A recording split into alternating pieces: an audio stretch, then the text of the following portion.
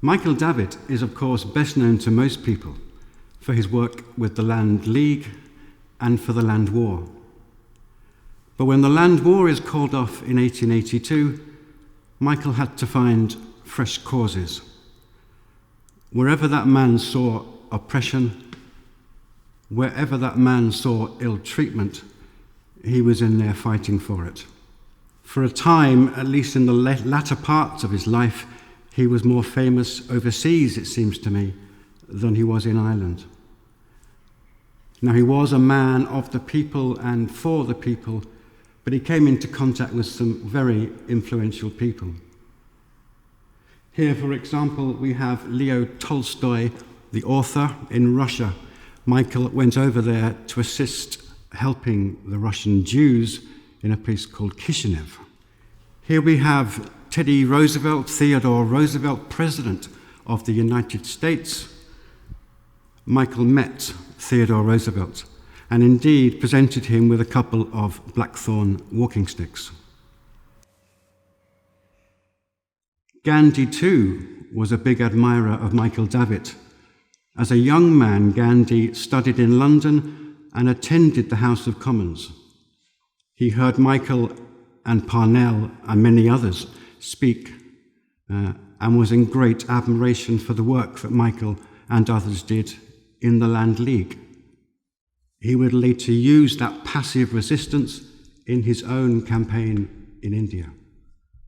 Another one is Dr. Sun Yat-sen, a Chinese politician. Michael personally raised his case in the House of Commons and was able to help Dr. Sun Yat-sen in his troubles in China. The man became a patron of Glasgow Celtic Football Club.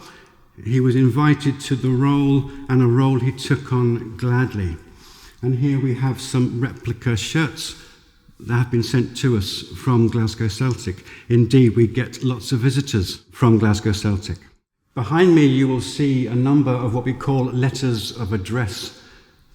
Whenever Michael attended a talk, he was given something along these lines. And around this wall, we have particularly examples from Australia. Michael went to Australia to help in the cause of the Aborigines. He then moved on to New Zealand to help in the cause of the Maori. Not an easy trip in the year 1900 or so. Not only was Michael Davitt a patron of Glasgow Celtic Football Club, but as we see here, also invited to be a patron of the GAA. Indeed, there are a number of Davitt clubs around the country. Our own football club here in the area are the Moy Davitts. Michael Davitt relished the role as patron of the GAA, and for example, in 1888, a hurling team was sent to America to raise awareness in the States.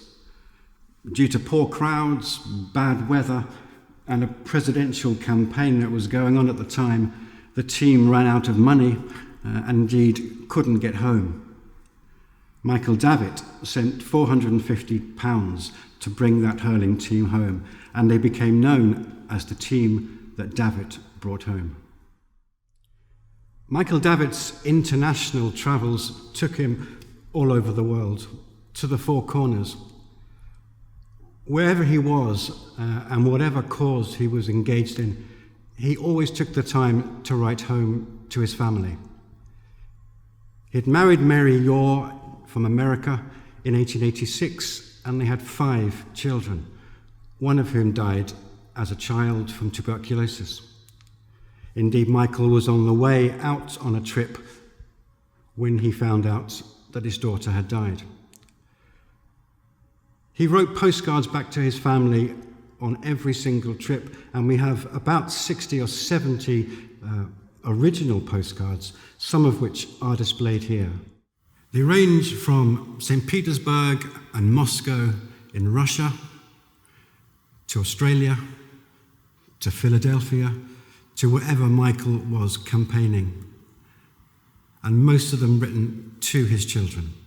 My particular favourite is one he sent to his son Kahar from the Niagara Falls.